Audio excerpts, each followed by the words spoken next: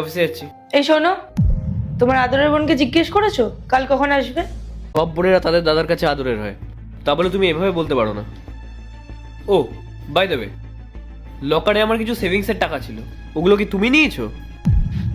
হ্যাঁ, এগুলো আমিই নিয়েছিলাম। আসলে আমার কিছু দরকার ছিল, সেই জন্যই নিয়েছি। তো তুমি আমাকে সেটা একবার বলারও প্রয়োজন বোধ করোনি? পাইল, ওটা আমাদের ফিউচারের জন্য, আমাদের সেভিংসের টাকা ছিল, আর তুমি এতগুলো টাকা নষ্ট করে ফেলেছো। দাদা, আরে বোন, চলে এসেছিস, আয় বস। এত দেরি হলো কেন তোর আসতে? আরে রাস্তায় খুব জ্যাম ছিল তো, তাই জন্য একটু লেট হয়ে গেল। থাক স্নেহা, অনেক হয়েছে, আর অজুহাত দিতে হবে না। সবসময় তোমার একটা না একটা অজুহাত রেডি থাকে। বৌদি, তুমি এইভাবে কথা বলছো কেন? রাহুল ওর কাছে গাড়ি নেই এখন, ও গাড়িটা বন্ধক দিয়েছে। আর শুধু গাড়ি না, নিজেদের বাড়িটাও বন্ধক রেখে দিয়েছে। পাইল, তোমার কি মাথা খারাপ হয়ে গেছে নাকি? কি সব বলে যাচ্ছ তখন থেকে? আমার মাথা একদম ঠিক আছে রাহুল।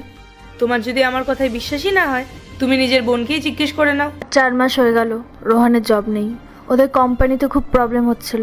তোমরা একটু দাঁড়াও, আমি আসছি। এই নাও। এটা তো আমাদের বাড়ির কাগজ, চাবি। কিন্তু পায়েল, তুমি কি করে জানলে? ও যার কাছে এগুলো বন্ধক রেখেছিল সে আমার ফ্রেন্ড হয়, আর ওই আমাকে এসে বলেছিল যে আমার ননদ আর নন্দাই নিজেদের বাড়ি গাড়ি সব ওদের কাছে গিয়ে বন্ধক রেখেছে। তখন আমি ভাবছিলাম যে ওদের এই বাড়ি গাড়ি আমি ছাড়িয়ে দেবো, কিন্তু আমার কাছে তো এত টাকা ছিল না, তাই আমি তোমার আর আমার সেভিংসটা ভেঙেছিলাম।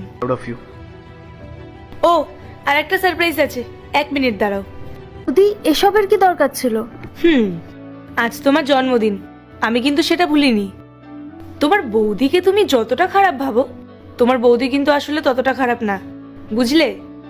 থ্যাংক ইউ বৌদি, থ্যাংক ইউ সো মাচ।